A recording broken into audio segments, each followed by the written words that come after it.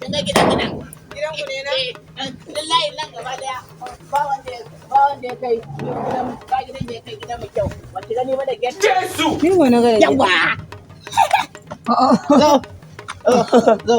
Zuwa. Baba. Ya. Lafiya lau. Baba. Ka matsa ne aure ko? Haka ne. Yawa. Yanzu lokaci ya zo kuma zan yi aure. Haka ne. Ga wacce zan aura nan, yasa na kawo ta ta zo ku kaisa ka ganta ka ganka. Wannan sai wanda za ka aura? Wannan ai matan manya ce. Magana nake da zuciya. Ina susuwa. Baba. Je ka cikin gida, ƙarƙashin gado, ka ɗauko min wani buhu, ka kwance shi za ka ganka da ka ɗauko. A cikin buhu? Dan to kai, in haɗa kowane tsohon mana tun da shi. A'a, kai, ka ɗauko min sabon shari'a.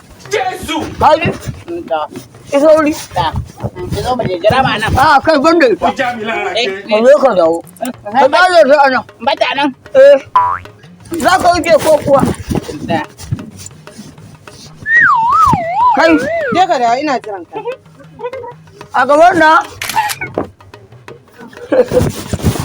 Ya mata. Yaya. Lafiya kalau. Ya tsufa. A tsufa ga kyale tsufan nan. Yarinya. Na an ba. Ke yanzu ina wannan shagirgin bauta. Baba ina son shi fa. Kina son shi? Ina son shi a cikin rai. Kuma auren sa zaki. In Allah ya yarda. To ai ke matan manya ce. Sweet! Me za ki yi da wannan yaron? What? Jahili ne ko ilimi bai da shi. Ba wata ce ko ilimi bai da shi. Ni na haife shi fa. Kana nufin kenan bai san farillan alwala ba ko guda ɗaya? Babu abin da ya sani. Ko farillan alwala bai sani ba. Kai ka sani? Yarinya.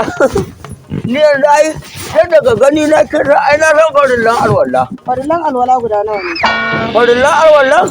Ne wanda aka bar rijista ko wanda ba a musu rijista ba.